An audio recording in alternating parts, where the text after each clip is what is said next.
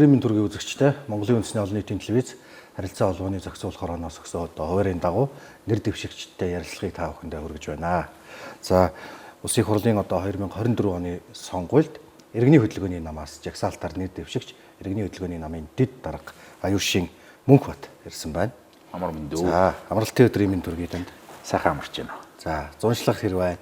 Зуншлаг сайхан байна. Тэр нь орондоо ярих сайхан зун болж байна. Тий. За манай энэ сайхан туулын шугуй дөрвөн уул Улаанбаатар хотод ямар хуу зун эхэлж байна? Ямар хуу сонгуул эхэлж байна гэдээ яриад амралтын өдөр учраас ойлоос. Тэгэл юу яах вэ? Одоо бидний иргэний хөдөлгөөний намынхны таньж мэдж байгаагаар энэ бол хангуруул их алтай орны бие. За тэгээд хатан туул ижийн сав газар тий. За тэгээд хөх зүрх их хайрхан буюу баян зүрх. Хан их хайрхан буюу богд хайрхан тий. За нөгөө сонгон хайрхан гэдгийг чинь бол манай намын андуудын таньж мэдснээр бол сангийн хайрхан гэж хэлж байна. За нөгөө чингэлтэй хайрхны чинь бол бидний танин мэдхүүд бол чингэлтэй хайрхан гэж хэлж байна. Ингээд алтан твшийн хөндийдөө та бодохоор өнөөдөр ярилцаа сууж байна. Тэгээд үзэгчд маань амгалан сайхан байна өө. За таны өмнөөс энэ намын батлах харагдж байна. Түрүүн одоо та надад сонирхуулахад энд бол одоо олон үзэл баримтлал Монгол тулгуурт одоо үзлүүд байсан шүү дээ. Энийг бас үзэгчдэд энгийн үгээр гэдэг юм уу өнөөгийн одоо магадгүй залуу үеийнхэнд бас нэг ойлгомжтой хэлбэрээр та тайлбарлаж ярил. Гэхдээ яг үнэн үгийг бас буруу хөрвүүлж буруу орчуулах юм бол хүчин сулардаг л да. Тэгэхээр монголчууд бол үгийн хүч ямар их байдгийг бол бүгд мэддэг. Тэгэхээр амаалдвал барьж болдгоо агтаалдвал гэдэг тийм ээ. Тийм учраас бид нар бас зарим юмыг хөрвүүлэхгүйгээр шууд хэлэхээс аргагүй ийм тохиолдол байдаг. За энэ бол манай намын одоо шинэ батлах байгаа. Тэгээд энэ бол намын одоо ээлжид их чуулганаар батлагдаад өнөөдөр улс орны өнцөг бүлэн бүрд цаашлаад дэлхийд даяар байгаа манай намын 160 мянган гишүүд дээр шинжлэхдэх ажил бол эхлээд явж байна. За энэ намын батлах бол манай үндэсний болсон хүчний үндсэн бичиг баримт болж ингэж гарч байгаа. За энэ бичиг баримтан дээр байх ёстой ер нь Монгол хүнтэй холбоотой Монгол хүнийг хөгжүүлэх тэр гэгэрэл боловсрал мөргөншил буюу мэрэгжлийн тэр бүх зүйлүүдийг бүгднийг тусгасан байж байгаа. За дээр нь ерөөсөө үндсэн хуульд төрийн дор оршиж байгаа хүмүүний хувьд бол хүний үндсэн эрх, ардын бүрэн эрх, эргүүний дэгш эрх гэсэн үндсэн 3 эрх хангагдж гин үгүй юу гэдэг асуудал байна. Тэгэхээр энийг хангуулахын төлөө ерөөсөө нам ажиллаж байгаа. Тийм учраас тэр бүх эрхүүдийг энд бүрэн дүүрэн илэрхийлээд тэр эрхүүдийг хангуулахын төлөөх хамтын үйл хэрэг буюу намын нийт хамтын хариуцлагын хүрээнд хэрэгжүүлэх бүх үйл хэргүүдийг энд бид нар сүлдлэн бичсэн байж байгаа. Тэгэхээр энэ бүгд бол одоо өнөөдрөөс эхлээд өнцөг бүлэн бүрд байгаа намын гишүүдийн маань өөрт очиж байна. Тэгэхээр энэ намын баталгааг бас авахын тулд манай намын гишүүд намын хариуцлагын үндсэн 13 гэрээндээ бид нар бас нэгдэж байгаа. Тэгэхээр тэр бол бас намын хурлаар батлагдсан. Дээр нь манай намын үндсэн онол болоод үзэл баримтлалын дагуу боловсруулагдсан ийм одоо үндсэн бичиг баримтууд байж байгаа. Тэгэхээр энэ бичиг баримтын дагуу бол ерөөсөө хүнийхээ өөрийн эдлэх ёстой бүрэн эрх. За дээр нь төрөө байгуулсан зон олон ард түмэн гэж хэлнэ гэж. Тэгэхээр ард байхын өөрөөр хэлбэл тэр бас эрхвийг хэрхэн эдлэх ёстой юм. За мэдээж улсын бүрдүүлж байгаа улс байгаагийн нэгдсэний хэрэгцээн дээр өөрөөр хэлбэл тэр хэмийг нь хүртэж байгаа эргүн гэж өөрөөр хэлбэл ямар хэрэгтэй байх ёстой юм бэ гэдэг. Энэ бүх зүйлүүд бол энд бүрэн дүүрэн илэрхийлэгдсэн байж байгаа. Тэгэхээр бид нар бол улсаараа төрөөрөө өөрөөр хэлбэл бадраагдаж тусгаар оршихуйн мөнх хэрэгцээгээ өөрөөр хэлбэл бүрэн дүүрэн тусгаар нэгдэхүйн мөнх орших хэрэгцээгээ бүрэн дүүрэн хамтаар хариуцж байгаа ийм л нэг айл гэрийн буюу нэг улс гэрийн одоо иргэд шүү дээ. Тийм учраас бид нар бүгд хамар харагдвал одоо дайлдаг хаяа харагдах юм бол хариуцдаг ийм л сайхан ёс төр уламжлалтай. Тэгэхээр энэ бүх ёс төрийг бүрэн гүйцээснийхээ үндсэн дээр өөрөөр хэлбэл тухайн хүний хөгжлийн түвшин илэрхийлэгдэж байдаг ийм л чухал бичгээр болж хувирч байгаа тий. За 160 мянган гишүүнтэй танай ном бас энэ удаагийн улсын их хурлын сонгуульд 10-нд биш тийм ээ 12-нд бас ёс төртэйгээр нээлттэй хийж ингэж оролцлоо гэж байна. Чухам яагаад одоо 12-наас 5 хүүхний ажил нэгдсэн маягаар эхэлсэн юм бэ? Энэ бол бас бидний 17 жилийн судалгааны ажлын үр дүн.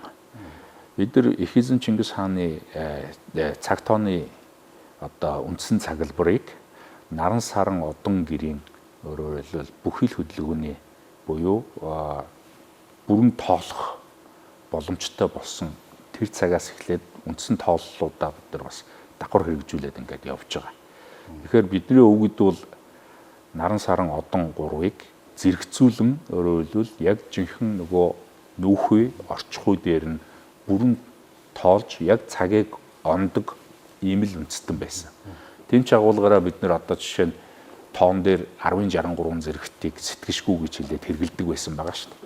Тэгвэл энэ цаглбарыг одоо судлаад бүтээгээд гаргаад ирэхэд яг тэр 10-63 зэрэгт тоо жишээ нь хэрэглэгдэж байгаа жишээ нь.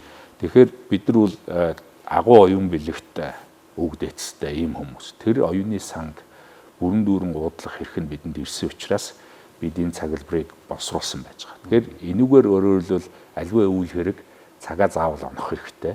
Цагаа онвол зүгөө онно. Зүгөө онох юм бол орон нэгддэг, орон нэгдэх юм бол үйл хэрэг заавал бүтдэг ийм хатуу хуультай. Энийг л жам ёс гэж хэлээд байгаа. Тэгэхээр жам ёсыг бүрэн таньчих юм бол жамыг таниул ёс гүйцмэ, ёсыг гүйцээвэл төр үтмэ, төр үтвэл тэнгэр буумаа л гэж алтан дээдгэрээр хэлсэн байж байгаа. Тэгэхээр төрүүл яах нь вэ? Чихэлэн бол тэнгэр буудаг ийм л учиртай. Тийм учраас тэнгэрийн цаг гэж бас хэлсэн байдаг тий. За тэгэхээр бас асар одоо ёс төгөлдөр ингэж одоо энэ удаагийн сонгуулийн ажил та бүхний хувьд эхэлсэн байна. За иргэний хөдөлгөөний нам гэдэг бол нэрээснээсээ аваад Монголын одоо ардчиллын гол үнд зүйл болсон үйлсээ айлтгах үзэл бодлоо илэрхийлэх тэр иргэдийн хөдөлгөөн энэс бол үүсэлтэй гаралтай гэж ингэж ойлгож байгаа. Тэгэхээр өнөөдөр иргэний хөдөлгөөний одоо тэр оролцогч тэмцэгчид шиг тэр цогтой их орон хүмүүс одоо танай намд олон нэр дэвшиж байгаа болов. Энэ нэр дэвшиж байгаас хүмүүсийн мэдээлэл энэ тал дээр ер нь бол иргэний хөдөлгөөнийг гэхээр хүмүүс бас андуурах гад байдаг.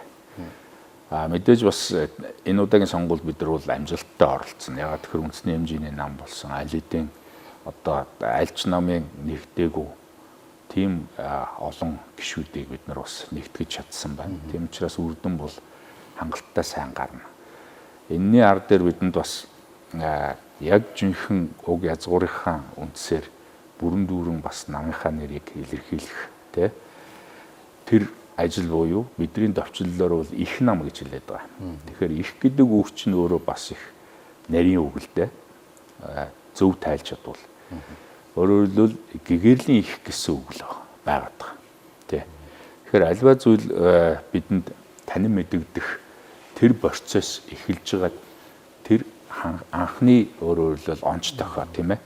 Тэр бүх тохионуудыг өөрөөр хэлбэл бид нэр гэгэрл тийм ээ өөр дөрөө хүлээж аваад буулгах тэр процессыг л өөрөөр хэлбэл хамгийн анхны цэг дээрээс нь гэгэрл эхэлж байна л гэж ингэж үзэж байгаа. Тийм учраас их гэдэг үг бол их өөрөө гүн гүнзгий хатаг агуулгатай гэгэрл гэсэн монгол үг байна.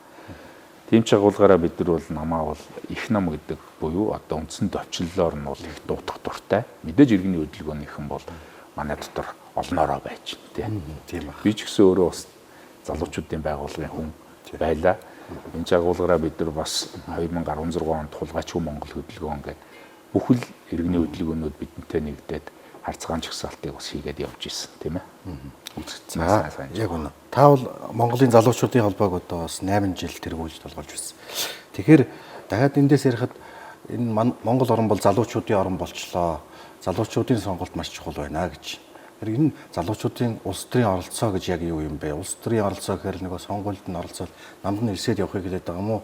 Улс төрийн оролцоог арай өөрөөр харж болох уу? Энэ тухайд. Гэхдээ ерөөсөө өөрийгөө олохыг чинь хэлээд байгаа. Тэгэхээр залуу хүн болгон өөрийгөө олоосаа. Залуу хүн болгон өөрийгөө сэрээгээсээ. Ингэж чадах юм бол тэр өөрийнх нь сонголт бол Монгол сонголт юм байна. Энийг л бид нэр өөрөөр хэлбэл ард түмэнд арилж байгаа. Тэгэхээр манай нам бол зөвхөн сонгуульд оролцох гэж эсвэл сонгуулийн төлөө байгуулагдсан нам угаасаа биш. Манай нам бол ерөөсөө их гэдэг нэрэндээ бүрэн тэнцсэн нийт ард түмэндээ мэдлэг, танин мэдхүү гэгэрлийг өөрөөр хэлбэл бүрэн дүүрэн өгөх, Монгол хүнд нь Монголыг нь бүрэн дүүрэн таниулах ийм л ажлыг зохион байгуулж байгаа нам. Тэгэхээр Монгол хүнд угаасаа язгуураасаа өөрт нь, ясанд нь, цуснд нь байгаа зүйлийг л бид нэр өнөөдөр сэрээж байгаа. Тэрнээс бид нар бол хүн сургаад байгаа юм биш. Хүнийг одоо урайлаад байгаа юм биш.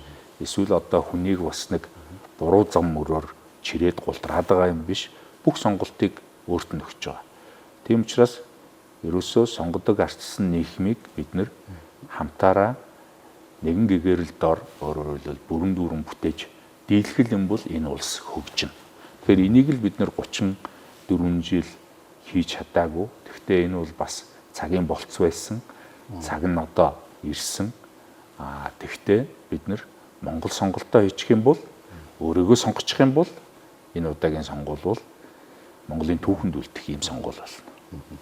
За бид бол одоо олон зүйлийг ярьж байна л да. Ялангуяа одоо уламжлалт, гүн ухаан, уламжлал одоо тэр агуу зүйлүүдийг их ярьж байна. Тэгэхээр би зүгээр энд нэг арай нэг өөр асуулт асуухаар та бол бас харилцаа холбооны чиглэлээр мэдээлэл технологи гэдэг бол улс орны хөгжлийг бас тодорхойлдог болчих.